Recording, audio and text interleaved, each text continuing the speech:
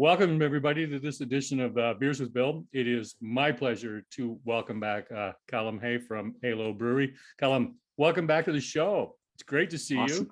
you. Thanks so much for having me again. It's just a little bit over a year since we last spoke.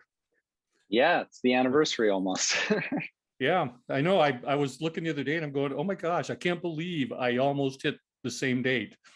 Yeah. How have you been?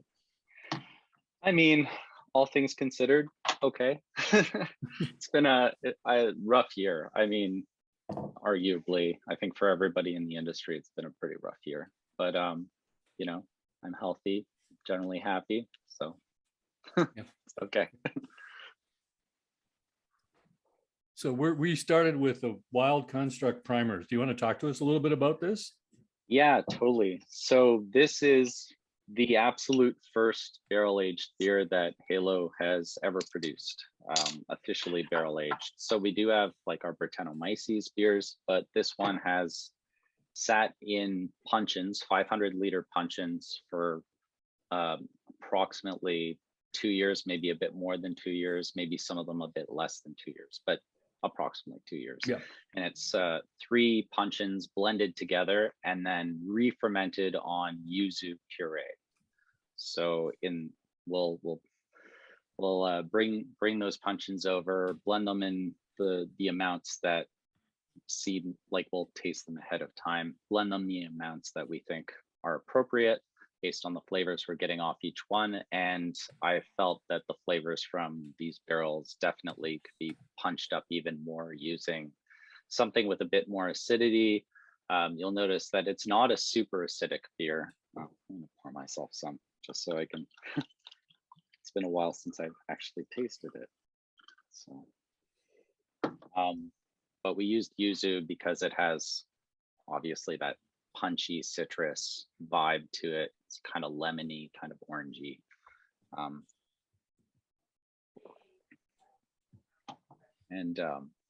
Yeah, the puncheons are all French oak. They're used wine puncheons, so we're not aiming to get any flavor off the barrels themselves. We're just using them as vessels for the microorganisms. And the microorganisms are a very wide variety. They come from bottle dregs that have been harvested and regrown over many years in my own homebrew experiments, all the way through to like late Halo experiments. So yeah, there's a lot going on in those puncheons. And then the base beer itself is just, it's a fairly simple golden ale, looking at like about 30% wheat. Most of the rest is a base malt. There's a little bit of like a Munich just to give it a bit of color, maybe some nuance, but nothing too crazy or strange, just trying to keep it all about the microorganisms in the barrels.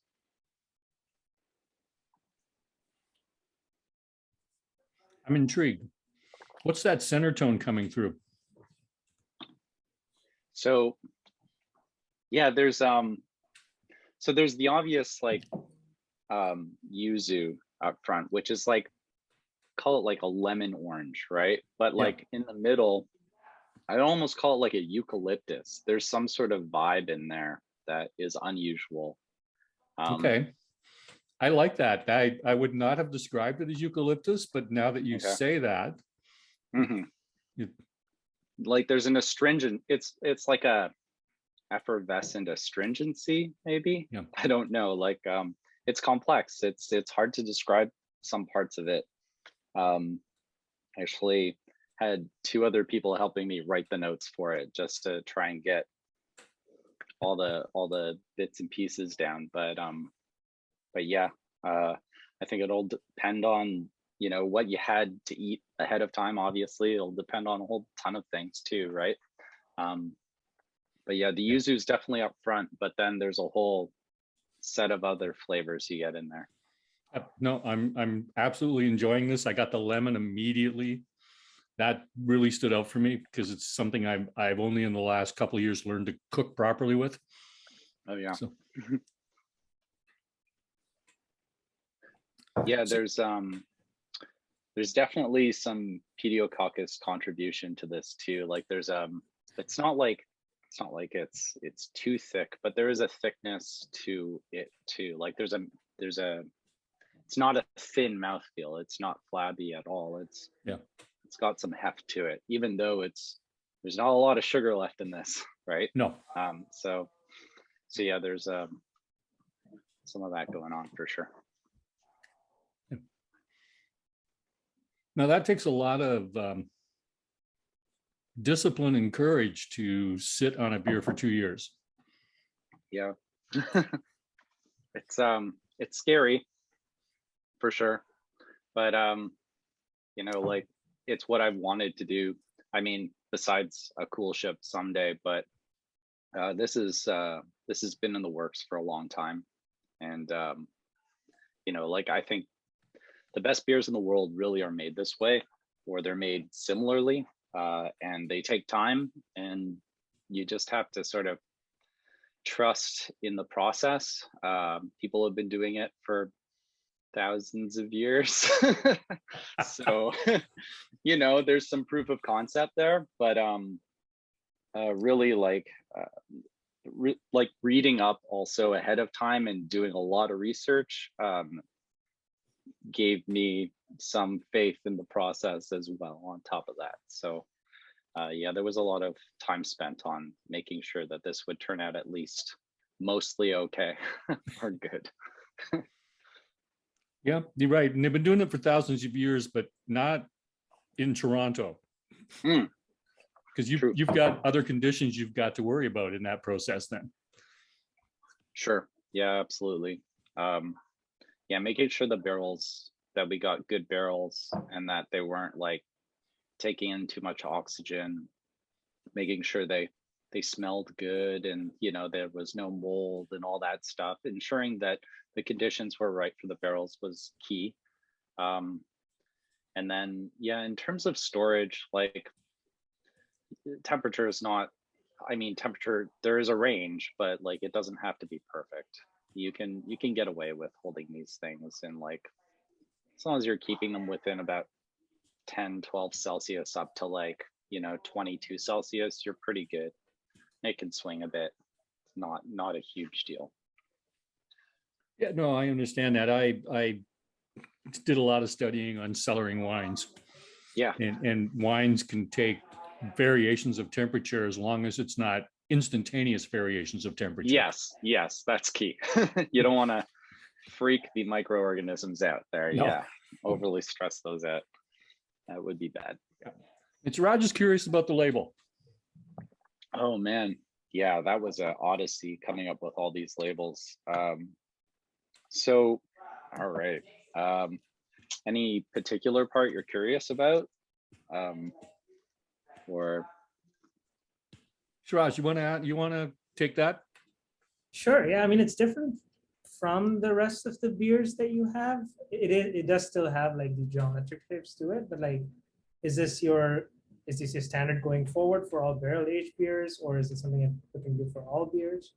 Yeah, exactly that. It's like a sub brand basically. We wanted to keep the vibe like that, like you mentioned, geometric vibe of the other Halo labels, except that this is a distinct brand within Halo for all of the barrel aged stuff.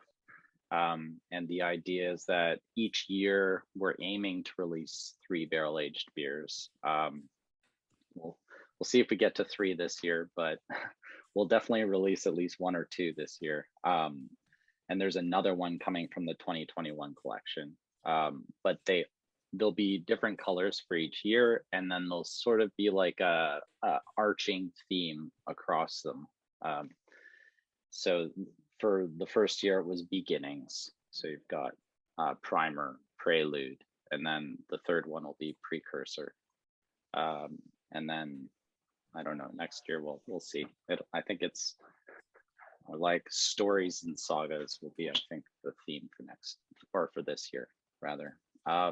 But they'll change color between years, different geometric patterns or sort of vibes across that.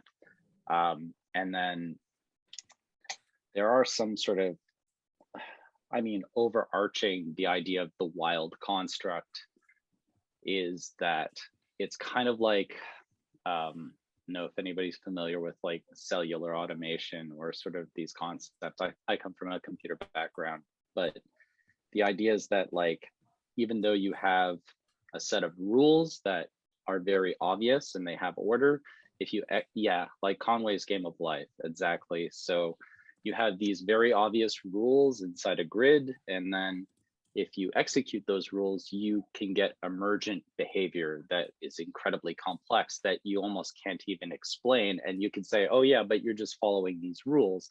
But those rules are creating these patterns that you would never expect. So it's the analogy of that to aging beer, to creating these environments where it's like, yeah, I know what yeast I'm putting in here. I know where I got these things, and I generally know these qualities that I'm contributing at the start. But what comes out of it is something completely unexpected, unusual, different, novel, interesting, right? And actually, the top strip here, you can see that there are these patterns on it. These block patterns, those are actually the rules for what's called Rule 30 of cellular automata, as detailed by Stephen Wolfram. I don't know if anybody's at all familiar with that, but it basically is the most novel, like simple cellular automata, where basically you have a set of these, I believe it's 8 rules, and they give rise to chaos, basically. Like you can't actually look at it and be like, there's like one bit of it that looks orderly and the rest of it just explodes into this insane complexity that looks crazy. And you're like, how did simple rules give rise to this pattern? It's nuts. There doesn't seem to be any order in it anymore, but it came from order. So yeah, that's the label in a nutshell. Absolutely love that. I was going to ask you about this. Yeah. Because Derek was not curious, but he remarked about the fact that a lot of places use wax and you use this little. Yeah, it's just another piece of label, basically. Like it's an extension. It's like, I mean, like most of it's supposed to be like, not breaking the seal or whatever, but it was like, make it part of the design more than it is the functionality of it. Like, for us. Yeah. I love it. It's great. And the background is fantastic. Thank you for sharing that with us. Yeah, absolutely. So now we're gonna go to Prelude. All right.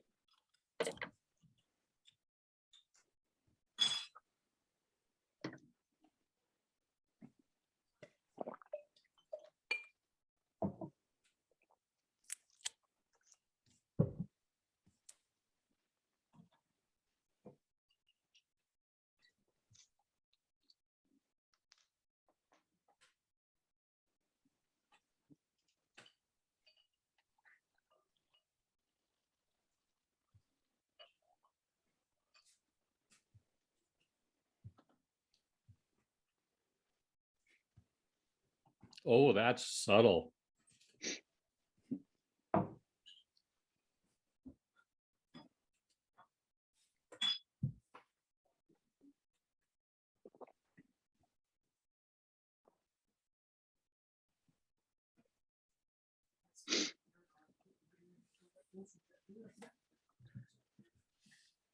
Yeah, peachy. Yeah. Fuzzy peaches, funky fuzzy peaches.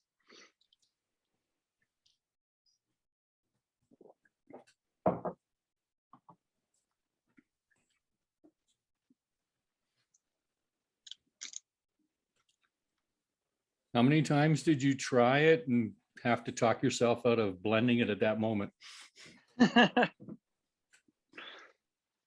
Well, so this one, I think, like, this one was all the barrels that tasted like peaches. Like they were like ripe, juicy peaches. And I think there were 2 barrels that were like that. And there was one that had like a very interesting mouthfeel, but not a lot of flavor to it. So it was like, okay, let's take those 3, let's bring those together.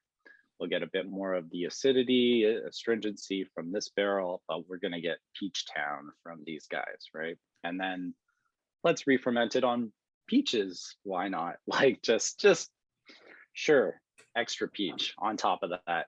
And we orchestrated that with farm in Niagara, Bijac Farm, and we went and picked up like 100 kilos of peaches up there and brought them down to Toronto and cut them, which took like 3 hours, 3 people going at it, and pitted them and cut them. They were not freestone peaches, which was a mistake. I learned my mistake. I will get a freestone peaches going forward, but yeah, we did that, and they sat in the bright with the peaches and re-fermented for a bit, and then we bottled it from there. So yes, lots of peach character, but like there's still like the mouthfeel. It's a lot more also tart and sour than the previous one, than Primer. And that was just the nature of the barrels that were chosen. They just had a lower pH. I think the pH of this one's like 3.2, maybe slightly less. Like it's low, it's about 3.2. So yeah, you probably can't drink a ton of it without, hurting your stomach a bit, but it works well with the peach. How big is your lab? The lab, not big. Yeah, at Halo, I don't have a lot of space to work with. That's just the nature of being in Toronto. Yeah. We have like 1,200 square feet, and my lab takes up maybe like 50 of it, or like 100 of it max. But my lab sort of spreads throughout the premises depending on my needs at any given time. So lots of pH meters. We got a pretty nifty gravity meter for the barrel program, which I'm pretty psyched about. I love it. It's really nice to be able to take a tiny amount of liquid and sample and find out what its Plato is without having to use like a hydrometer. You can carry it around with you with the barrels and just sort of, you draw it in, sample it. A lot of fun little tools. They're expensive, but useful. A lot of chemistry involved in this. Yeah.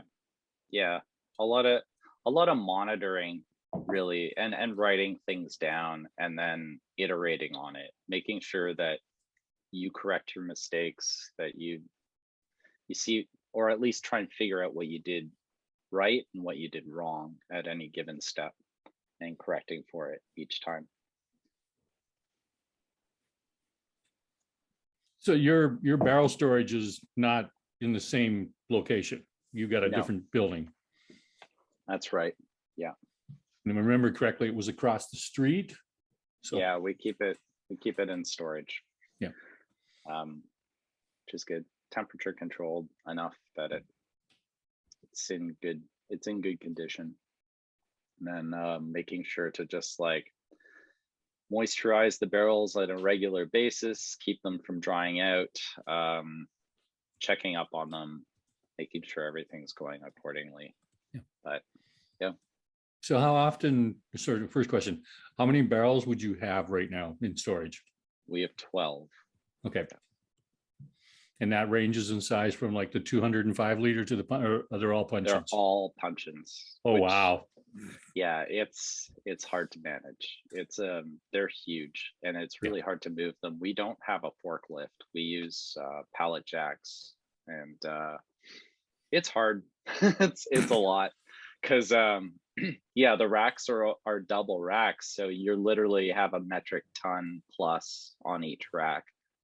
So yeah, you're like lifting a small vehicle each time you want to move those things around. It's epic. So does Toronto's Finest actually have to be there to stop traffic for you to go across the street? No, we just figure it out ourselves and just sort of ride along the side of the street to get it across to the brewery. It's a show. It's a maneuver. Yeah, for sure.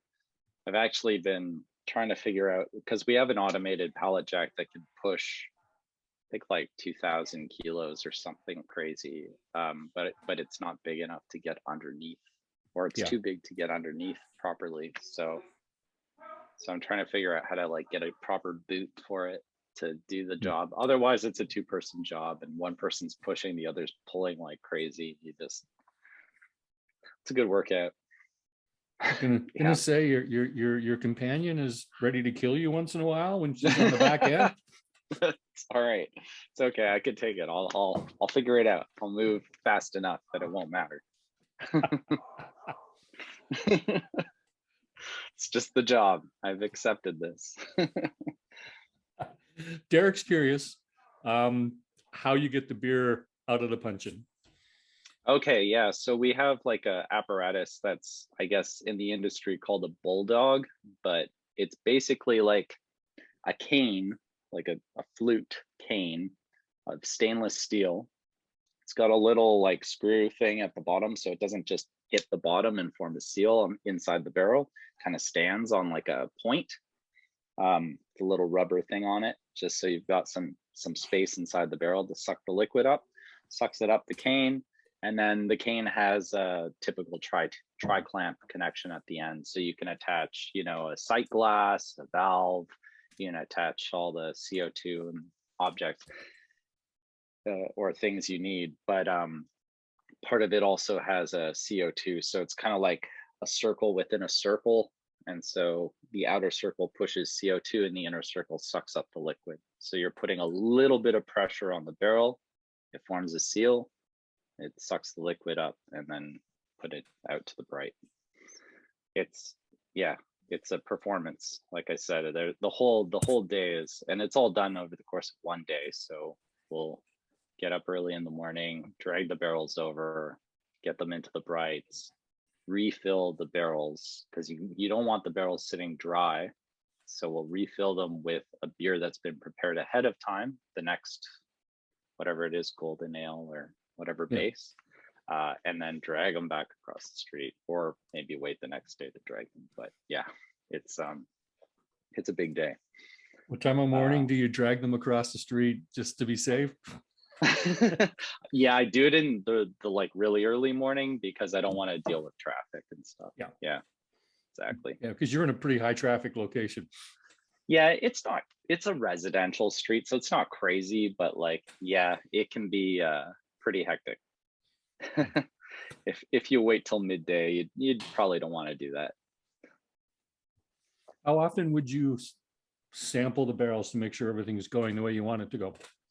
I do it at about a 3-month interval ish, about that. I find that if I do it more often than that, I'm just wasting my time.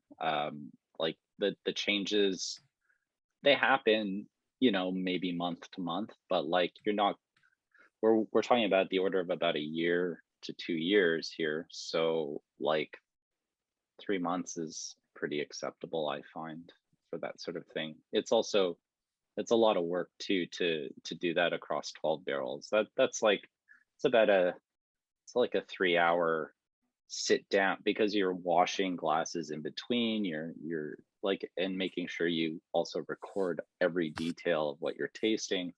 So it's not worth it at a shorter period than about 3 months, I find. Also not seeing much change. Yeah.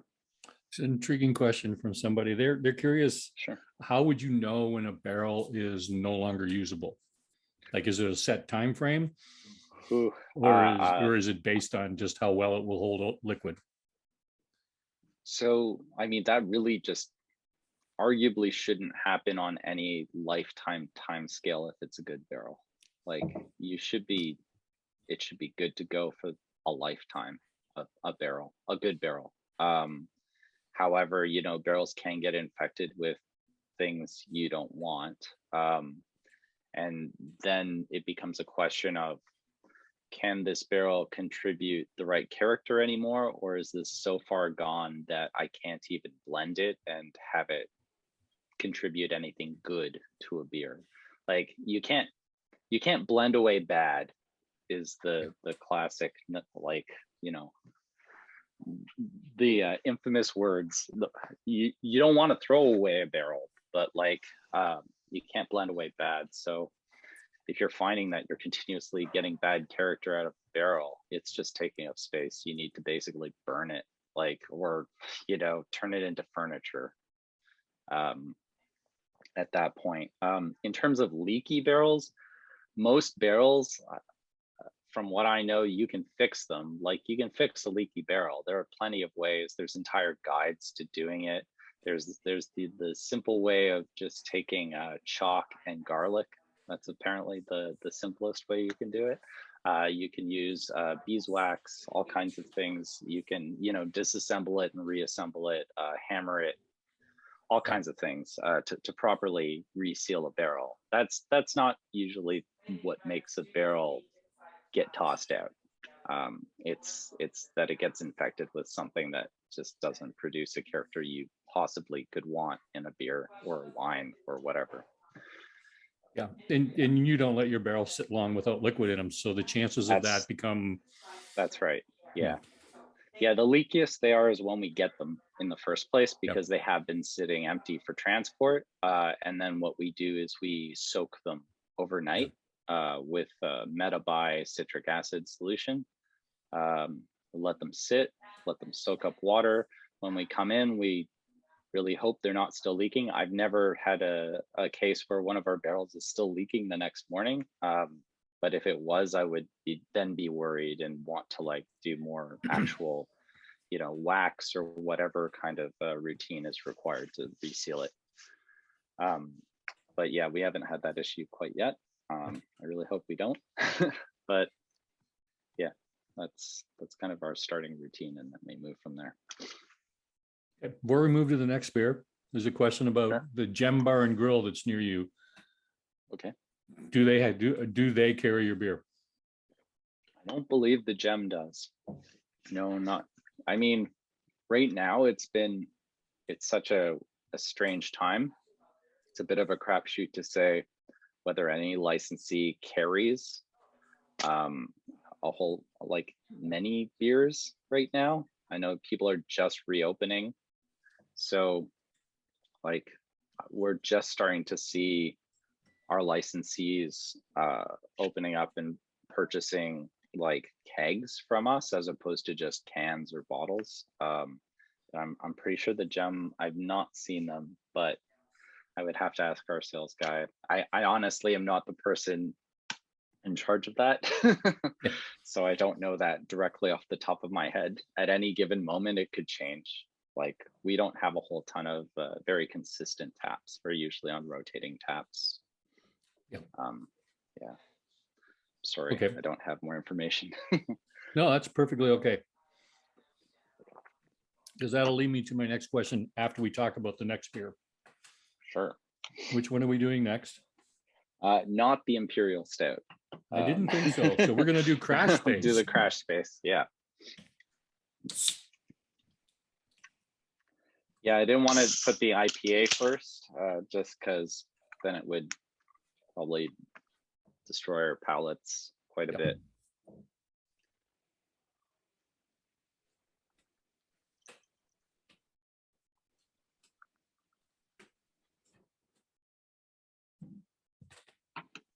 Whichever one.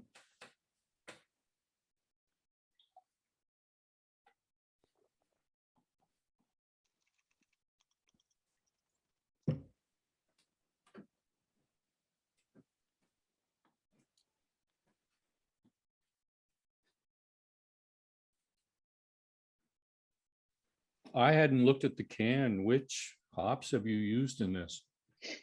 So it is Vic's Secret, El Dorado, and I believe Idaho 7 are in it. I have to double check. It might be a Zaka, actually. I'll just double check it. I almost said a Zaka was in it.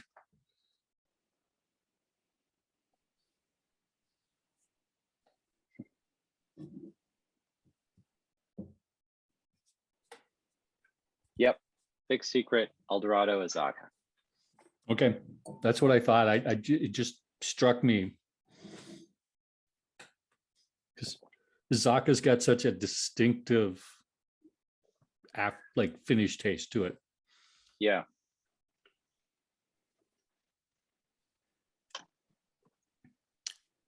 Yeah, the idea behind this beer was basically everybody is obsessed or not obsessed, but just like puts a lot of credence into IBUs as a measurement, which I think is, I mean, they exist for a reason within reason. But I think that it gets thrown around a lot and they're not really as standardized as you think they are. They're kind of just, there is an empirical measurement for IBUs, but there's also a lack of understanding of bitterness in beer. So this beer has 0 IBUs in it, yet it's bitter. It has bitterness to it. It has balance to it. Why? How could that be? Like, I've not added any bittering hops to it. As it turns out, more recently, people have added to the IBU equation other things like humulones, which are contributed by dry hops. They're not contributed at all during the Yep. So there is a lot more complexity to the IBU equation than the Tinsith or the Rager or whatever method of empirical sort of figuring it out. I added at this point in the boil, it turns into this many IBUs. Okay. But yeah, there are no boil hops in this. So the crash space here is like the whole equation just crashed. It just doesn't make sense. There's a sort of a lack of understanding between both the brewing community and the customer, and that's sort of the idea behind this beer. It's to kind of underline that. I think that there needs to be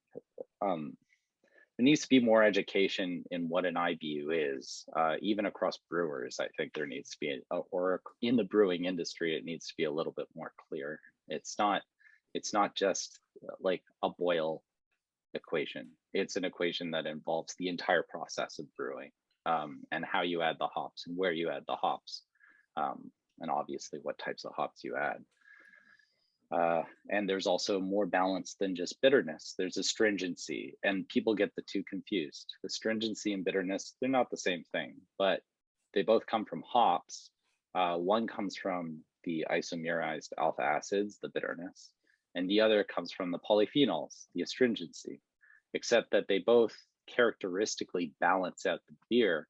However, one contributes to a different sort of mouthfeel, like that of, it's the opposite of sweetness. It's bitterness. I don't know. It's on the tongue in a very particular way. But the astringency is like sucking on a tea bag. It dries your tongue out. It adds texture to the beer. It gives it a roughness, right? It actually takes proline out of your mouth. It binds with the proline, which is an amino acid, which gives the slickness in your saliva. So it takes that and gets rid of it, which is why it feels like it dries your mouth out. But it also adds mouthfeel in a small amount. Otherwise, it burns the hell out of your throat, and it's horrible if it's too much. So yeah, that's a whole lot of stuff. But like, this beer is sort of to show that IBUs are kind of a broken concept. That I think was the impetus behind this beer. And here's an example of why. Yeah.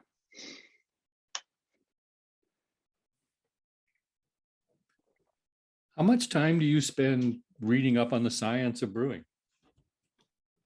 I would say not as much anymore, but I spent a lot of time when I started. I still sometimes reach, like, I find something that I latch onto, like, I don't know, the other day it's just like stabilizing haze or some other like little very particular thing, and then I'll just dig into forums for hours and just like try and figure out what people are saying about it, what their hearsay is, and then try and read as much from a slightly more professional angle in the community. And then if that doesn't appease me, like try and dig down into actual like journals. But it usually doesn't come down to digging into journals. Usually I can get the information from forums and the community.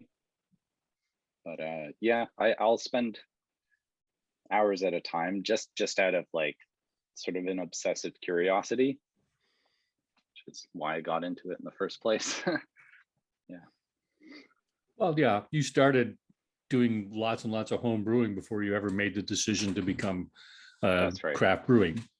Yeah, exactly. And you obviously have not stopped learning, because this has No, been you sort of the can't. most in-depth conversation about bitterness that I've ever had with any of the brewers on the show.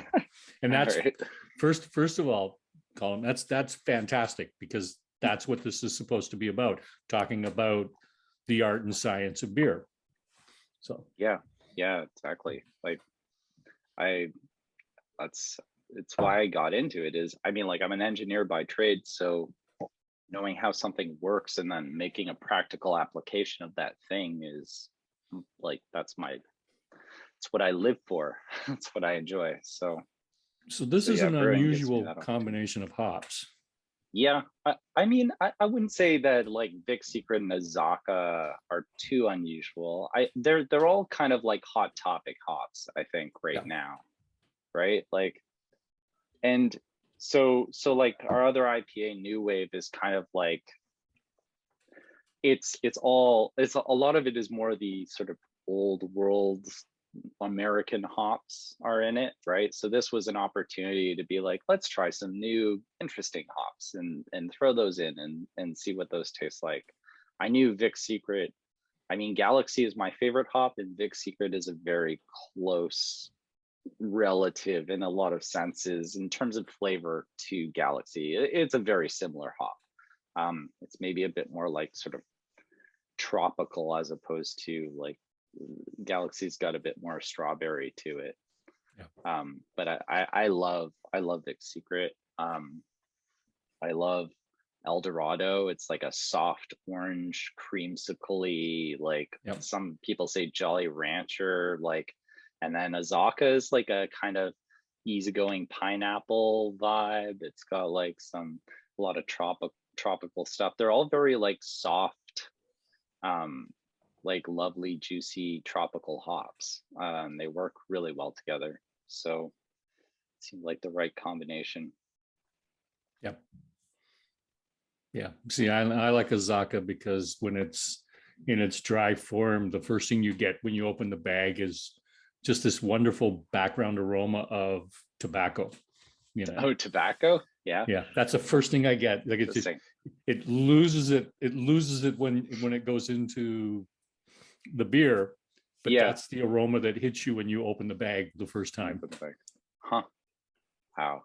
Yeah, I've not, I guess I don't like, I mean, sometimes I'll just go, but I don't think I've experienced that with the Azaka. I'll have to try it next time I open a bag of it. So you have to the smell of tobacco as opposed to the smell of cigarette. Right.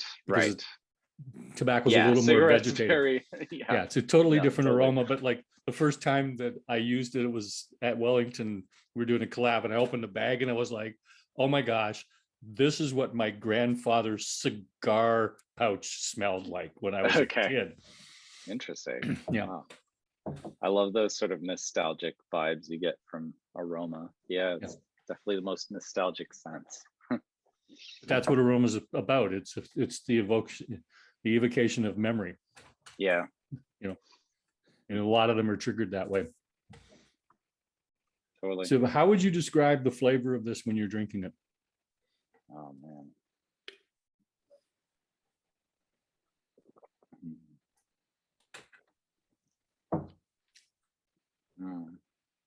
It's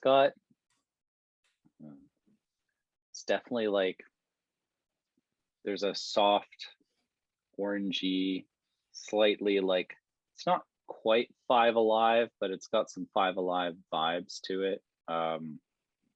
It's keep going just a sec.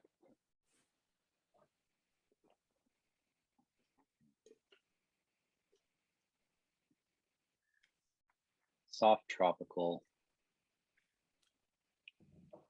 light citrus, very light citrus, but much more like ripe stone fruit, like a more papaya direction than mango direction. Light peach. Yeah, that's There's a lot of different things happening in this when you taste it. yeah. But I'm just trying to like introspectively focus specifically right now in what I'm tasting. But yeah, it's it also changes over time as you might expect. Yep.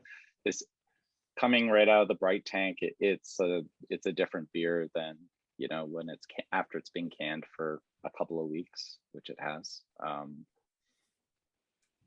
But yeah, it's nice too, because like most sort of NEPAs, the polyphenol load definitely changes over time, as it falls out in the can or as it fell out in the bright. So, you know, the mouthfeel will change, the astringency obviously will change, and so, you know, it's a living beer for at least the next 2 to 3 months before I'd say it extinguishes its shelf life.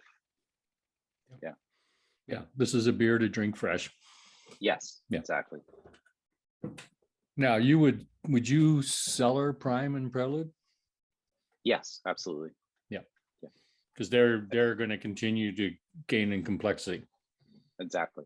Yeah. I don't know how many years they've got in them, but I would say like you're good at least for probably 2 to 3 years on those beers. I would not push that, but who knows? If this is an experiment, so yeah. So do you have a cellar library of your beers? Yeah, I try to keep them all, you know, in certain quantity at home also. Yeah. Okay. No, I'm just curious because, you know, you're gonna want to know how it changes over time, and because you're already understanding what happens and it sits in a puncheon in the across the street, but now you want to know what's it do in a bottle. Yeah, exactly. Huh. Yeah, for sure. I mean, I do it with a lot of the other Brettanomyces beers. I don't see why not with this. Yeah. Okay. Yeah, generally I find like with all of the Brett aged beers, whether it's barrel or not, you'll definitely see a kind of like upside down parabola, right? Like where it reaches its apex of quality. And the other side of it, after it goes past the best date, it'll thin out and slightly oxidize. And that seems to be consistent across all of them. You'll just see it's losing body, it's overly effervescent. It's almost like it becomes like soda watery in terms of just the mouthfeel quality. And it gets that kind of like, you know, port-esque oxidation quality where like it's like sweet cardboard kind of vibes, right? And that's just almost unavoidable, right? Like that's just it's getting oxidized. There's a bit of oxygen in there. Can't get rid of all of it, or it's leaking, or oxygen's leaking in through the cap or something else like that, and you just can't avoid it. That's just reality of the situation. So eventually it all goes bad, but Yep. depends on when. Well, that's sort of the mysteriousness of anything you put in a cellar. Yeah. With wines, I did a class on cellaring wines with a group of people, and the one guy's like, yeah, he says about this case of 12, and I was drinking them, and then I poured the last 3 down the drain. And I'm like, oh, see, you missed that sweet spot of like, you better drink the rest of them now. Yeah. It's so sad when that happens. Yeah. Especially if it's really good. Yeah. Feel like you're saving it, but it's like, no, you've got to enjoy it in the moment. Yeah. Let's do the Imperial Stout, Fallen Empire. Yeah.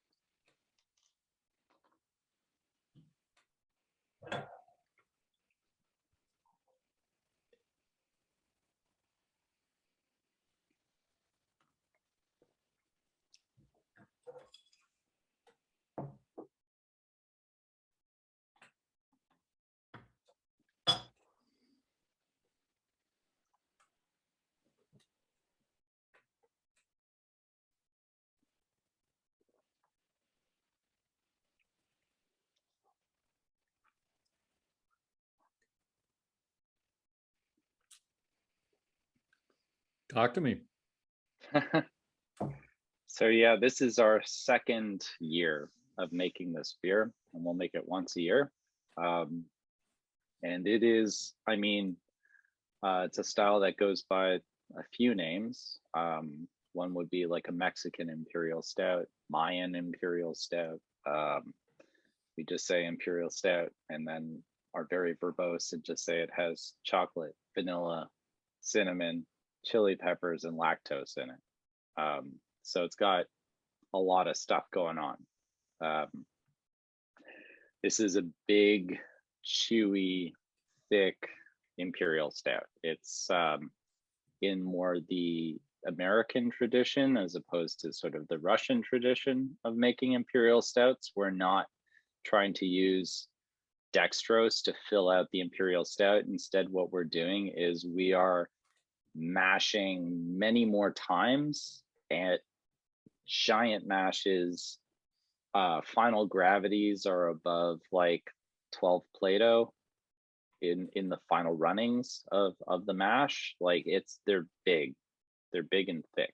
We're trying to get as much sugar out of the mash and not just, you know, adding sugar post-process here, so that it stays chewy, full, like fills the palate kind of beer. The name Fallen Empire is a reference to the Mayan Empire, which fell due to not so great science and agriculture and practices. But more just like it's a reference to the Mayan Empire, and that, you know, chili chocolate. It's good stuff. It's the food of the gods, or fruit of the gods. Yeah, that's kind of most of what I have to say initially about it. Happy to answer any specific questions. Well, my first one is how many iterations did you do to get the chili balance in it? Like the pep that. I'm still correcting it, but like I'm pretty happy with this iteration. I think I might tone it down just a little bit more. The first iteration I thought was a bit too spicy. Honestly, like I did a lot of research on what other breweries were doing for their chili quantities, but after a certain point, you just like, so much of it is process dependent. Even the way you cut the chilies, like I'm taking scissors to dried chilies, and depending on which portion of the chili I want to take, I could change the spice level of the beer, right? Yeah. So much of the spice is in the seeds, and there's a huge cluster of seeds right near the stem. You could choose to rip that part out and not use it and just use the sort of leathery husk of the chili, or you could just throw that part in. We try and keep everything except the stem and use that to try and be consistent about it. But did a lot of reading about what other breweries had done. I had a really good one by New Belgium at one point. I can't even remember the name of it. It was so long ago, but that sort of inspired the idea in the first, like wanting to replicate that in the first place. So I was looking at a lot of their recipes or clone recipes of that to get an idea of quantities and what types of chilies they use. They use a huge variety of chilies, and so do we. We use poblano, we use cheese, we use chipotle, we use añejo, is it? God, we have like at least three different chilies that we use in this. And then yeah, we'll cut them open, we'll cut off the stems, we'll chop them up, we use them in the boil, and we use them in the fermenter, or in the whirlpool and the fermenter. But yeah, it's only been 2 iterations, really. It's just been a lot of research and a lot of just adjusting with each recipe, and the next recipe will be slightly different than this one. Andrew's curious, did did you do like a pilot run or just go straight into full production? Straight into full production. It's crazy. Actually, the biggest difference between the first iteration, the second iteration, was actually the number of mashes. So we usually do, you know, a typical batch of beer that fills a whole fermenter is two mashes and 2 boils. But this beer, it's actually 3 mashes and 3 boils and much less volume at each point. So I found that I wanted to really concentrate it. So we're just like filling the mash tun up, but we're getting very tiny volume relative to the amount of in the mash tun. We're boiling it for 90 minutes to even reduce it even further into like an oil, like it's like tar, and just run it off into the fermenter and be like, yep, another one in there. And it ends up filling the fermenter with 3 batches instead of 2. And I think it results in a much better experience from an imperial stout perspective. It's got that thickness that I think it needs, right? Like, I would say that a good imperial stout of the American style should not have a finishing gravity below like 30 points or 32 points. It needs to be thick, like sugary thick. So is that like a 24-hour day for you at that point? I don't do all of it in one day. I especially I do it in the winter time. So like we spare, like there's a lot of time to spare in the winter time because things slow down, which is great. Cause like for this, it's great. You know, so I'll split it across 3 days. And so each day is like, you know, an 8 to 10 hour day. Yeah, otherwise, yeah, it would be a 30-hour day. That would be rough. Okay. But split across 3 days, it's okay. Okay. Yeah. No, that's okay. That makes complete sense to me now, that's a single 10-hour just to do the first boil and get everything out of the mash tun. Usually the worst part is that like you almost inevitably get a stuck sparge on these things. Like it's so hard to avoid a stuck sparge because you're already pushing your mash tun to the brim, and to add even more stuff like rice hulls or something makes the situation even like more overflowy. And then you have all that roasted malt, and the roasted malt's just like flaky, husky, roasty stuff that just gets stuck in every crevice and covers everything. It's a messy, slow day, but it results in a great beer, so it's worth it. Which is what Halo's all about, right? Making great beer. Yes, exactly. So I have not touched a single question that I had for you.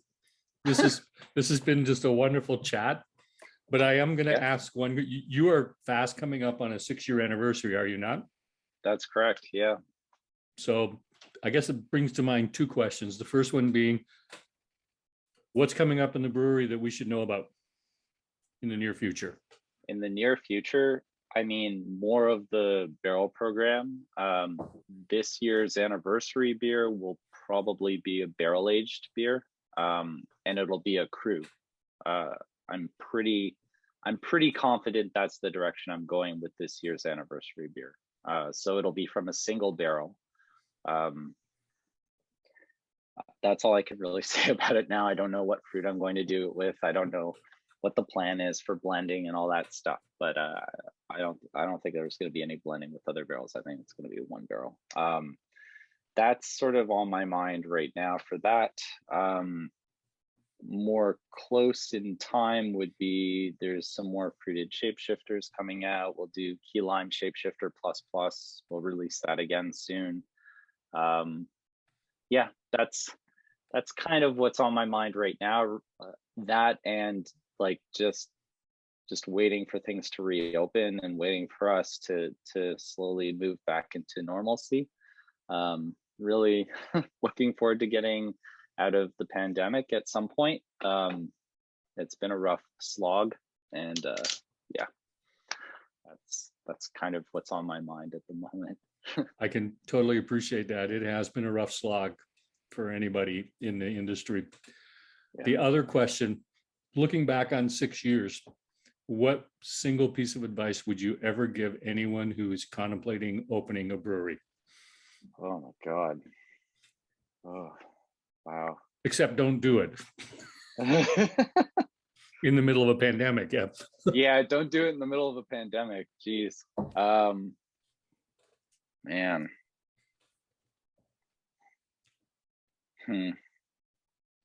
Oh, there's so much stuff. I would say that, like, you need to be as prepared as you can be. I think, like, you shouldn't just be rushing. If you're going to start a brewery, you need to be so passionate about it to compete and to like love beer and love to learn about beer if you're going to start a brewery. And on top of that, unfortunately, if you think that making beer is the only thing about starting a brewery, you're going to be really disappointed, because so much more about starting a brewery is business. And if you're not acquainted with business and how to start a business, then you should probably start to learn about that as well. You should realize that it's more than just the beer. There's also the balance sheet, and there's the planning, and there's the relationships, there's the organization. There's a lot more to it than just making something. I wish it could just be making something, but it's not. There's a lot more. And finding the right people, the right partners to do it with, if you plan on going that route. Be very careful about it. Know those people and be familiar with them. Whether it's be friends with them or trust them with your life. It's important that you trust them and are very acquainted with them. Yeah, it's a big, complicated, long haul. It's not something that happens overnight. It's not just about making beer, but you really need to be able to make beer as well and be passionate about it. I guess, yeah. That's a complicated, very hard to answer question. Yeah, I understand that. Graham just said show business. Yeah. Callum, thank you for taking time out of your busy schedule and share your story with us. We all greatly appreciate it. Of course, absolutely. Thanks for having me. It's fantastic to have awesome. you back on. Remind everybody, Marvin Dick is joining us next week to bring us up to date to what's going on at Newstat.